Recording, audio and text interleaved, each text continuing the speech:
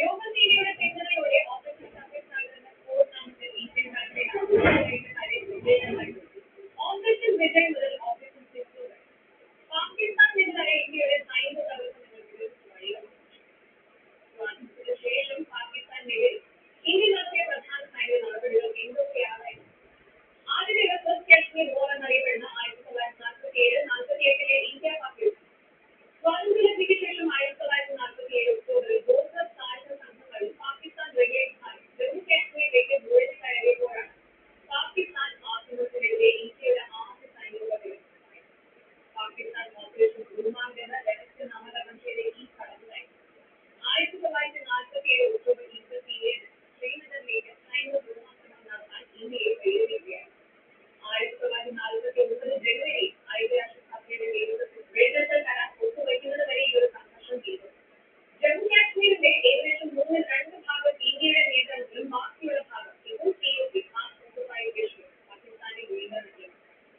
രണ്ടാമത്തേത് 1965 ഇന്ത്യ പാകിസ്ഥാൻ, അതിൽ ആദ്യത്തേത് ഓപ്പറേഷൻ വെടിനിർത്തൽ.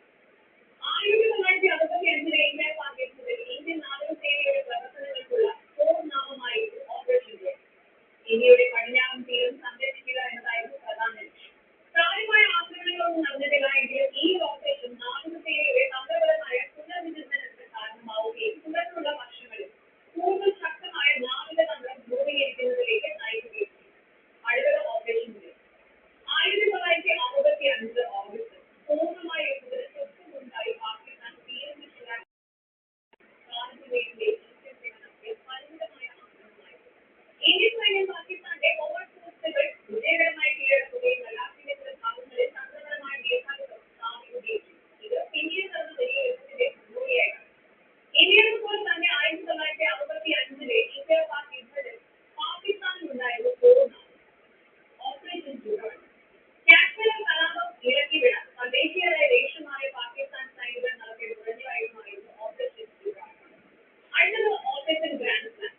ജമ്മുവിനെ മുറിച്ചു മാറ്റാൻ അഗ്നൂർ മേഖല പിടിച്ചെടുക്കാനുള്ള ശ്രമമായിരുന്നു ഈ ഒരു സമന്വയം കലാശിക്കുകയും ഇരുവശത്തും വലിയ നാശനഷ്ടങ്ങൾ സംഭവിക്കുകയും ചെയ്തു.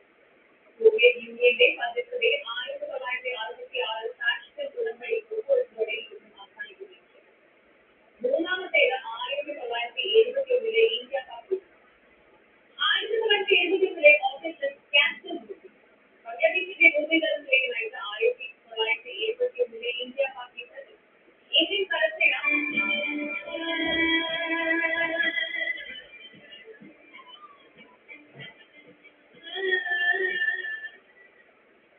നമസ്കാരം, ഗുഡ് മോർണിംഗ് എല്ലാ പ്രിയപ്പെട്ട പ്രേക്ഷകർക്കും പുതിയൊരു ദിവസത്തിലേക്ക് സ്വാഗതം. രാവിലെ പുതിയൊരു ലക്കം തുടങ്ങുമ്പോൾ വാർത്തകൾ ഒരുപാടുണ്ട്. ഇന്നലെ പ്രധാനമന്ത്രി രാജ്യത്തോട് സംസാരിച്ചു. തീവ്രവാദവും സംസാരവും ഒന്നിച്ച് നടക്കില്ല എന്നൊരു ശക്തമായ ഭീഷണി തന്നെ, അല്ലെങ്കിൽ ശക്തമായ മുന്നറിയിപ്പ് തന്നെ പ്രധാനമന്ത്രി പാകിസ്ഥാൻ നൽകിയപ്പോൾ ആഴവായുധത്തിന്റെ പേര് പറഞ്ഞ ഭീഷണി നമ്മുടെ ഇന്ത്യയുടെ വേണ്ട എന്നൊരു ശക്തമായ സന്ദേശത്തോടെയായിരുന്നു ഇന്നലെ പ്രധാനമന്ത്രി രാജ്യത്തെ അഭിസംബോധന ചെയ്തത്. പക്ഷെ അത് കഴിഞ്ഞ് മണിക്കൂറുകൾക്കകം അതിർത്തിയിൽ ഡ്രോണുകൾ കണ്ടതായ ഒരു വാർത്ത വന്നു. ആ ഡ്രോണുകൾ പക്ഷേ ഇന്ത്യൻ അതിർത്തിയിൽ ഇപ്പുറത്തേക്ക് എത്തിവന്ന കാര്യത്തിലേക്ക് സംശയമുണ്ടായിരുന്നു. ഇപ്പോൾ രാവിലെയും വരുന്ന വിവരങ്ങൾ പിന്നീടും ഡ്രോണുകളുടെ സാന്നിധ്യം കണ്ടു.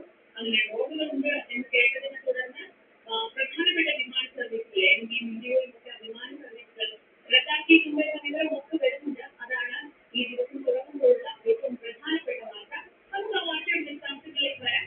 പക്ഷെ നമ്മൾ ആദ്യം നോക്കുന്നത് കുറച്ച് പ്രാദേശിക വിശേഷങ്ങളിലേക്ക്. നാട്ടിൽ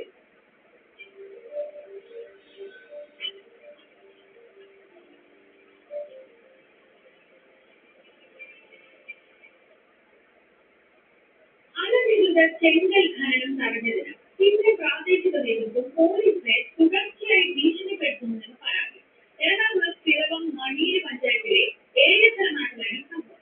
അനുമതിയില്ലാത്ത ഖനനം തടഞ്ഞതിന് സിപി കുട്ടാട്ടുകുളം ഏരിയ സെക്രട്ടറി രാമമംഗലം CIയോട് ഭീഷണി സ്വരത്തിൽ സംസാരിക്കുന്നതിന്റെ ഫോൺ സംഭാഷണവും ന്യൂസ് അനുമതിയില്ലാതെയാണ് നാളുകളായി പിറവം മണിയൂർ പഞ്ചായത്തിലെ ഏഴത്തനാട് പള്ളിക്ക് സമീപം അമ്പലം ഭാഗത്ത്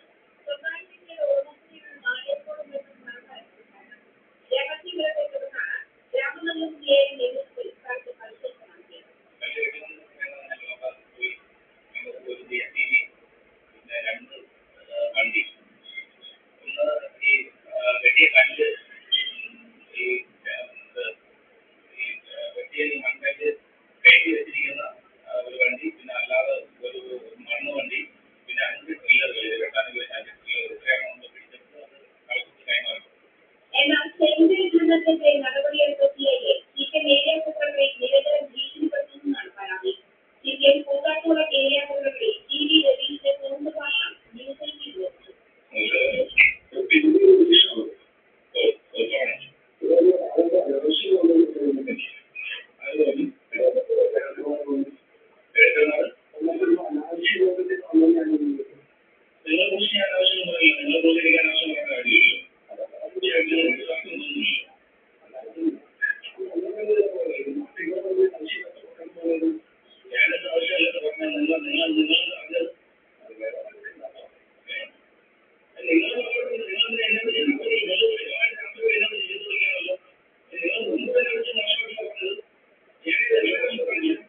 TV രവീന്ദ്രന്റെ നിരന്തരമുള്ള ഭീഷണിയെക്കുറിച്ച് നേരിടുകയാണ് തീരുമാനമനുസരിച്ച് നടപടികളിലേക്ക് കടക്കുമെന്നും അറിയിച്ചു.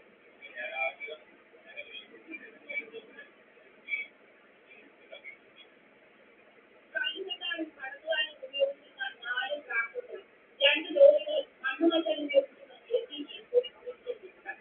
ലോറികൾ ഒന്നിൽ കല്ലും മറ്റൊന്നിൽ മണ്ണുമായിരുന്നു. അനധികൃതമായി എംസാനി കടത്തിയ 2 ലോറികൾ പോലീസ് പിടികൂടിയിട്ടുണ്ട്.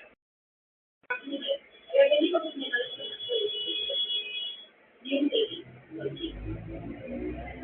തൃശ്ശൂർ കൊഴിഞ്ഞാടങ്ങാടിയിൽ ജനങ്ങൾക്ക് അപകട ഭീഷണി ഉയർത്തി ബസ് കാത്തിരിപ്പ് കേന്ദ്രത്തിനായി സ്ഥാപിച്ച സ്ഥാപനങ്ങൾ പൊളിച്ചു നീക്കി പുനർനിർമ്മാണം ആരംഭിച്ചു. മാനദണ്ഡങ്ങൾ ലംഘിച്ചാണ് ബസ് കാത്തിരിപ്പ് കേന്ദ്രം നിർമ്മിക്കുന്നതെന്ന് പരാതി ഉയർന്നതിനെ തുടർന്നാണ് നടപടി. പടിഞ്ഞാറങ്ങാടി പൂജനാട് റോഡിൽ ആരംഭിച്ച ബസ് കാത്തിരിപ്പ് കേന്ദ്രത്തിനായുള്ള നിർമ്മാണത്തിലാണ് അപാകതയെന്ന ആരോപണമുയർന്നത്. പൊതുഗ്രാമത്തിലൂടെ കുത്തിപ്പൊളിച്ച സ്ഥാപനം കൊണ്ട് അടിത്തറ നിർമ്മിച്ചതോടെ വലിയ അപകടങ്ങൾക്ക് വഴിവെക്കുന്ന അവസ്ഥയായി. ജനങ്ങൾക്ക് റോഡിൽ കയറി നടക്കേണ്ട ഗതികേടായി. മാനദണ്ഡങ്ങളെല്ലാം കാത്തുകാട്ടിയാണ് പുതിയ ബസ് കാത്തിരിപ്പ് കേന്ദ്രം നിർമ്മിച്ചുകൊണ്ടിരിക്കുന്നതെന്ന ആക്ഷേപം ഉയർന്നു. ഇതോടെയാണ് അധികൃതരുടെ ഭാഗത്തുനിന്ന് നടപടി തുടങ്ങിയത്. നിലവിൽ ബസ് കാത്തിരിപ്പ് കേന്ദ്രത്തിനായി ജോലിയോട് ചേർന്ന് നടത്തിയ നിർമ്മാണങ്ങൾ പൊളിച്ചുനീക്കാൻ തുടങ്ങി. സംസ്ഥാന പൊതുഗതാഗത സർവീസ് എഞ്ചിനീയറാണ് വിഷയത്തിൽ നടപടി സ്വീകരിച്ചത്. പടിഞ്ഞാറങ്ങാടി എടപ്പാൾ റോഡിലും പൂജനാട് റോഡിലും ബസ് കാത്തിരിപ്പ് കേന്ദ്രത്തിന്റെ നിർമ്മാണം പുരോഗമിക്കുന്നുണ്ട്. മന്ത്രി MP രാജേഷിന്റെ പ്രാദേശിക വികസന പദ്ധതി ഉപയോഗിച്ചാണ് മണ്ഡലത്തിലെ 6 കേന്ദ്രങ്ങളിൽ ബസ് കാത്തിരിപ്പ് കേന്ദ്രം നിർമ്മിക്കുന്നത്. ന്യൂസ് 18 പാലക്കാട്. തൃശ്ശൂരിൽ ലോറിയിൽ കാർ കൂട്ടിയ സംഭവം മല റോഡിൽ പെട്രോൾ പമ്പിന് മുകളിൽ മുതൽ വൈകുന്നേരത്തോടെയാണ് തൃശ്ശൂരിൽ ലോറിയും മല റോഡിൽ നിന്ന് വരികയായിരുന്നു കാറിന് കൂട്ടുകയായിരുന്നു. നിർമ്മാണം പൂർത്തിയായി 2 മാസത്തിനുള്ളിൽ ഒരു റോഡ് തകർന്നേക്കും. പാലക്കാട് ഓമല്ലൂർ കാലക്കാട് റെയിൽവേ സ്റ്റേഷൻ റോഡാണ് തകർന്നത്.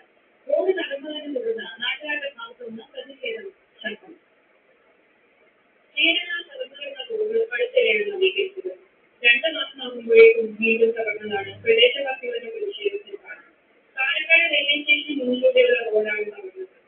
റെയിൽവേ ഫണ്ട് ഉപയോഗിച്ചായിരുന്നു നിർമ്മാണം. നിർമ്മാണത്തിൽ അഴിമതിയുണ്ടെന്നും വിജിലൻസ് അന്വേഷിക്കണമെന്നും കോൺഗ്രസ് ആവശ്യപ്പെട്ടു. രൂപീകരിച്ച 2 മാസമാകുമ്പോഴേക്ക് ഇത്തരം മെറ്റൽ അടർന്നു വന്ന ഈ പ്രവൃത്തിക്കെതിരെ മണ്ഡല കോൺഗ്രസ് കമ്മിറ്റിയുടെ നേതൃത്വത്തിൽ ഇന്നലെ തന്നെ ബന്ധപ്പെട്ട അധികാരികൾക്ക് നിവേദനം നൽകുകയും ആയതിന് വ്യക്തമായ ഒരു പരിഹാരം ഉണ്ടായില്ലെങ്കിൽ വിജിലൻസ് അന്വേഷണം ഉൾപ്പെടെയുള്ള മാർഗങ്ങൾക്ക് നമ്മൾ നിവേദനം നൽകുകയും ശക്തമായ സമരപരിപാടികളുമായി തുടർന്നു പോകുമെന്നും ഈ അവസരത്തിൽ സൂചിപ്പിച്ചുകൊണ്ട് സംഭവത്തിൽ കോൺഗ്രസ് റെയിൽവേക്ക് പരാതി നൽകി. കലാകാരനുമായി ബന്ധപ്പെടാനാകുന്നില്ലെന്നാണ് വിശദീകരണം. ഏകദേശം 2 മാസക്കാലമായിട്ടില്ല. ഇരുന്നേരം മീറ്റർ ഒരാളും കോൺക്രീറ്റ് ചെയ്തിട്ടുള്ളത് അതിന്റെ ആ കോൺക്രീറ്റ് ചെയ്ത മുഴുവൻ കാര്യങ്ങളും അടർന്നു പോകും.